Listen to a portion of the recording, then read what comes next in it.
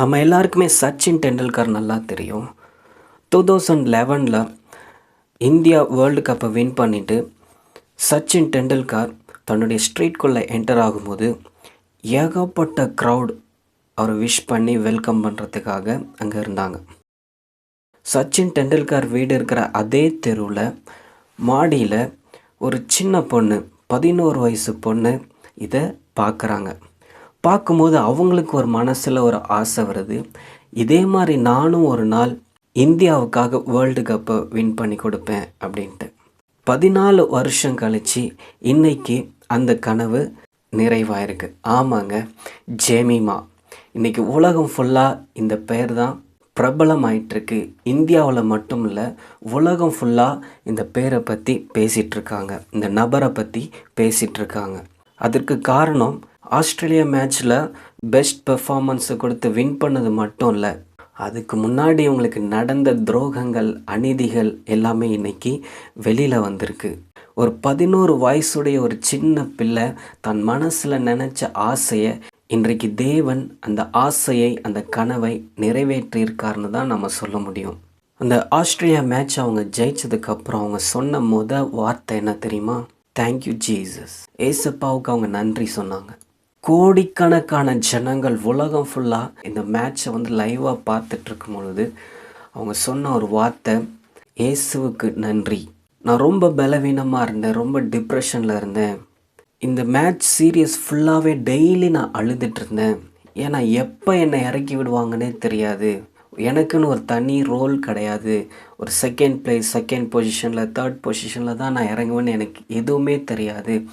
நிறைய டைம் மேட்ச்சில் விளையாடாமல் வாய்ப்பு கொடுக்காம கூட இருந்திருக்காங்க அப்படின்ட்டு ரொம்ப அவங்களுக்கு நடந்த அநீதியை பற்றி அவங்க பேசியிருந்தாங்க. ஆனால் இந்த எல்லா அநீதியிலையும், எல்லா துரோகத்துலேயும் அவங்க பொறுமையாக இருந்தாங்க. அப்போ கர்த்தர் அவங்களுக்கு கொடுத்த ஒரு வசனத்தையும் அந்த பேட்டியில் அவங்க சொல்லியிருந்தாங்க. கர்த்தர் உனக்காக யுத்தம் செய்வார். அதே மாதிரி கர்த்தர் அந்த மகளுக்காக யுத்தம் செய்திருக்கிறார். கர்த்தர் அந்த மகளோடு கூட இருந்து அந்த மேட்சை சக்ஸஸ்ஃபுல்லாக ஜெயிக்க வச்சிருக்கிறார்.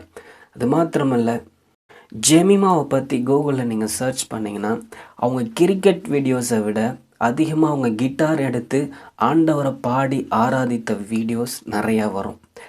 இதன் காரணமாகவே இவங்க கிறிஸ்டியன் என்ற ஒரே காரணத்துக்காக, இவங்க அப்பா செய்கிற மினிஸ்ட்ரியின் காரணமாக, இவங்க கிறிஸ்தவர் என்ற ஒரே காரணத்திற்காக மேட்ச்சில் விளையாட விடாமல் பண்ணது, எந்த பொசிஷனும் ஸ்பெசிஃபிக்காக கொடுக்காம மாற்றி மாற்றி பொசிஷனில் இவங்களை பேட்டிங்கில் அனுப்புறது, இப்படி நிறைய துரோகங்கள் அவங்களுக்கு நடந்தும் கர்த்தர் இன்றைக்கு எல்லாவற்றையும் மாற்றி போட்டு இந்திய கிரிக்கெட் வரலாற்றிலே தவிர்க்க முடியாத ஒரு பிளேயராக இன்றைக்கி அவங்க கர்த்தர் அப்படி மாற்றியிருக்கிறாரு. இந்த வேர்ல்டு கப் ஜெயிச்சதில் எல்லாருமே நல்லா விளையாடி ஒரு டீமாக பெர்ஃபார்ம் பண்ணாலும் ஒரு குறிப்பிட்ட சுச்சுவேஷனில் இனி இந்தியாவால் வேர்ல்டு கப்பை வாங்க முடியாது என்ற ஒரு சூழ்நிலையில் இருக்கும் பொழுது அந்த இடத்துல தேவன் ஜெமிமாவை பயன்படுத்தி இந்த உலக கோப்பையை வாங்குவதற்கு 11 வயசுல தன் மனதில் பட்ட ஆசையை ஆண்டவர் இன்னைக்கு நிறைவேற்றியுள்ளார். கர்த்தர் ஜெமிமாவுக்காக யுத்தம் செய்திருக்கிறார் என்று நாம் கூட சொல்லலாம். யுத்தம் செய்திருக்கிறார் என்று சொல்வதை விட கர்த்தர் ஜெமிமாவுக்காக இறங்கி விளையாடியிருக்கார். ஸோ இதை கேட்டுக்கொண்டிருக்கிறவங்க ஒரு விஷயம் நல்லா புரிஞ்சுக்குங்க. கிரிக்கெட்லலாம் யார் சாதிக்க முடியும்னு கேட்கலாம், மியூசிக்லலாம் யார் சாதிக்க முடியும்னு நீங்கள் கேட்கலாம். ஆனால் நீங்கள் கர்த்தருக்காக உண்மையாக நின்று கர்த்தருடைய மகிமைக்கென்று நீங்கள் அதை செஞ்சீங்கன்னா நீங்கள் எந்த ஃபீல்டில் இருந்தாலும் கர்த்தர் உங்களை ஆசீர்வதிப்பார். கர்த்தர் உங்களுக்காக யுத்தம் செய்வார். வேர்ல்டு கப் மேட்ச் முடிஞ்சதும் அவங்க இதை தான் சொல்லியிருக்காங்க, நான் அவருடைய மகிமைக்காக நான் இந்த கிரிக்கெட்டை விளையாடினேன், அவருடைய மகிமைக்காக நான் விளையாடினேன் அப்படின்னு சொல்லியிருக்காங்க. ஸோ நீங்கள் செய்கிற காரியம் அது கர்த்தருடைய மகிமைக்கு என்றால் அதை நிச்சயம் கர்த்தர் ஆசீர்வதிப்பார். நிச்சயம் கர்த்தர் உங்களுக்காக யுத்தம் செய்ய அவர் வல்லவராக இருக்கிறார். நிறைய அநீதி அவர்களுக்கு நடந்தது, நிறைய துரோகங்கள் நடந்தது. எல்லாவற்றையும் இன்றைக்கு தேவன் தலைகீழாக மாற்றி போட்டு விட்டார். இன்றைக்கு உலகமே கொண்டாடுகிற அளவுக்கு தேவன் ஆசீர்வதித்திருக்கிறார். இதை கேட்டுக்கொண்டிருக்கிற நீங்கள் எந்த கெரியரில் எந்த ஃபீல்டில் வேணாலும் நீங்கள் போராடிட்டு இருக்கலாம். நீங்கள் கர்த்தருக்காக உண்மையாக நின்னீங்கன்னா, கர்த்தருக்காக நீங்கள் உண்மையாக தேவனுடைய மகிமைக்காக நின்னீங்கன்னா, நீங்கள் போராடி கொண்டிருக்கிற அந்த போர்க்களத்திலே என் தேவன் வந்து உங்களுக்காக போராடுவார். இவங்களுக்கு இந்த பிரச்சனை கிரிக்கெட் கெரியர் ஸ்டார்ட் பண்ணதுலேருந்து இந்தியன் டீமுக்கு வர்றதுக்கு முன்னாடியிலிருந்தே இந்த பிரச்சனை அவங்களுக்கு இருந்திருக்கு. இவர் தந்தை செய்கிற ஊழியத்தின் நிமித்தமாக, இவர் சபைகளிலே பாடுகிறது நிமித்தமாக, ஆராதனை செய்கிறது நிமித்தமாக கிரிக்கெட் கிளப்லேருந்து இவங்களை நீக்கினாங்க. இந்தியன் டீமில் வாய்ப்பு கிடைக்காம பண்ணாங்க.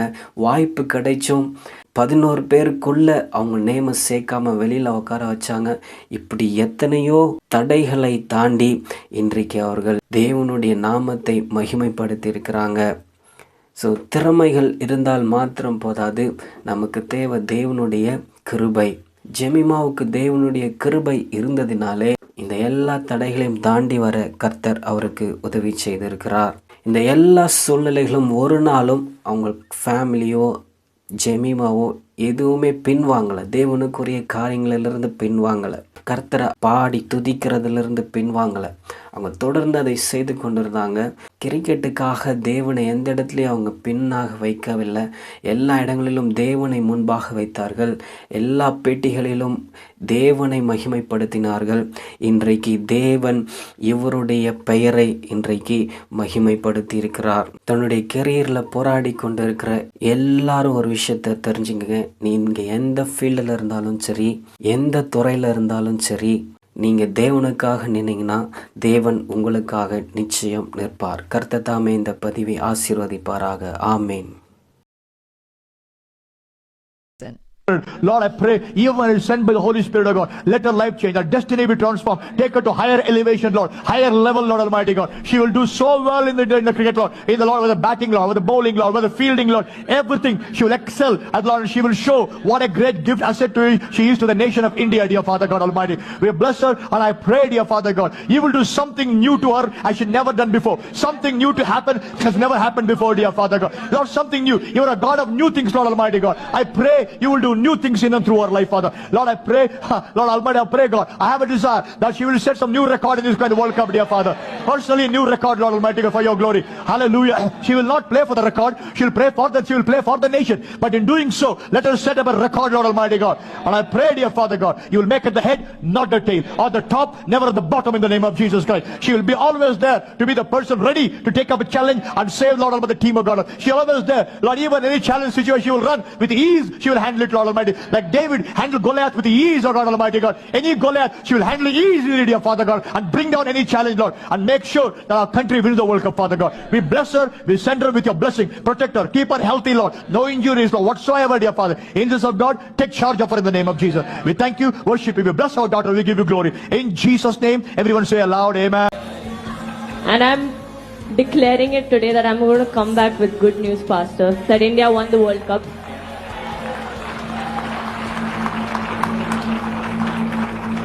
And God used me mightily in doing that. Yeah. But my heart is to play for His glory. Absolutely. And it will only be unto His glory.